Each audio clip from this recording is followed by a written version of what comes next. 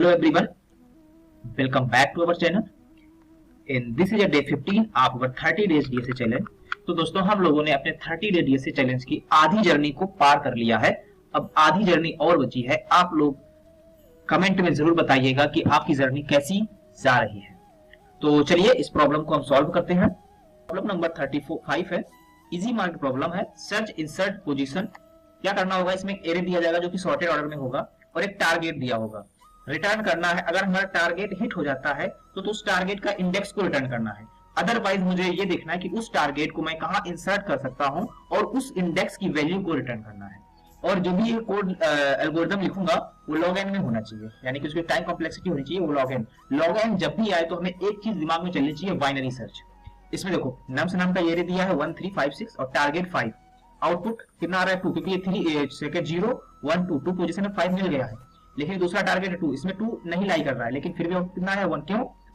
क्योंकि 2 को हम 1 इंडेक्स पे इंसर्ट कर सकते हैं, इसलिए आउटपुट कितना आया 1। ऐसे ही ये एरे दिया 1 3 5 6, लेकिन टारगेट कितना है 7।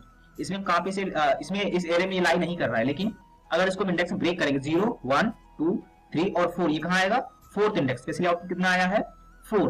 तो चलिए इस प्रॉब्लम ज्यादा हार्ड और ये प्रॉब्लम ज्यादा हार्ड नहीं है, तो इसलिए इसका डायरेक्ट हम कोड करते हैं। क्या करेंगे, सबसे पहले 2 पॉइंटर बनाएंगे। बाइनरी सर्च जब भी आती है तो हमें 2 पॉइंटर अप्रोच हमेशा दिमाग में चलनी चाहिए। एक स्टार्ट पॉइंटर जिसे 0 पे इनिशियलाइज करना पड़ेगा और एक एंड पॉइंटर जिसे कहां रखेंगे नम्स डॉट लेंथ -1 पे, यानी कि लास्ट इंडेक्स पे रखेंगे। और कब तक चलाएंगे, जब तक हमारा व्हाइल स्टार्ट जो है हमारा एंड से छोटा या उसके इक्वल रहता है तब तक चलाएंगे। मिड को निकालते रहेंगे। मिड कैसे निकालता है अब तक तो पता चल गया होगा, क्योंकि जो डे 13 डे 14 ये तीनों जो डे थे ये अपने बाइनरी सर्च से रिलेटेड थे। Start plus and by 2।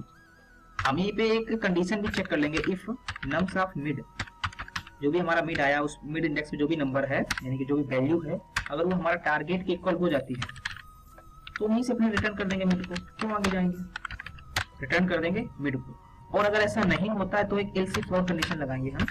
Else if अगर हमारा जो भी नम्स ऑफ टारगेट जो है वो नम्स ऑफ मिड से बड़ा हो जाता है, अगर जो भी हमारा टारगेट है वो नम्स ऑफ मिड से बड़ा हो जाता है, इस केस में मुझे जितना भी मिड के जो लेफ्ट वाला पार्ट होगा उसको स्किप करना पड़ेगा। यानी कि अगर हमारा जो नम्स ऑफ मिड जो है वो टारगेट से छोटा यानी कि टारगेट मिड से बड़ा हो जाता है, तो इस केस में जो हमारा स्टार्ट पॉइंटर है उसको मुझे कहां लाना होगा, उसको मुझे मिड +1 पे लाना होगा, यानी कि लेफ्ट वाला पार्ट को स्किप कर दिया होगा। इस अदरवाइज अगर ऐसा नहीं हुआ तो इन में मुझे मिड -1 डालना पड़ेगा, यानी कि राइट साइड का पार्ट जो है उसको मैं स्किप कर दूंगा। और एट द एंड मैं यहाँ पे रिटर्न कर दूंगा अपने स्टार्ट को। स्टार्ट को रिटर्न कर रहे हैं, अभी समझते हैं। रिटर्न कर दूंगा स्टार्ट को।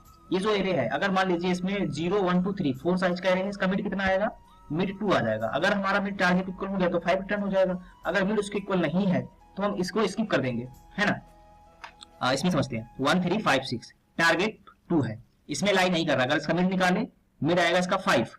क्या टारगेट हमारा मिड के इक्वल है, नहीं, तो मिड जो एंड पॉइंटर है उसको हम आगे ले आएंगे मिड -1।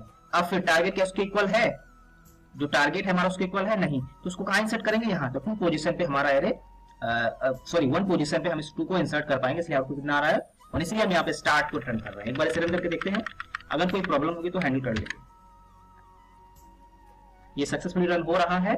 अब ये सबमिट कर लेते हैं। तो ये सक्सेसफुली सबमिट भी हो गया है। I hope you will be understand this problem. Thanks for watching guys, keep coding and keep growing. अब तक की आप लोगों की जर्नी कैसी रही एक बार कमेंट बॉक्स में जरूर लिखिएगा दोस्तों।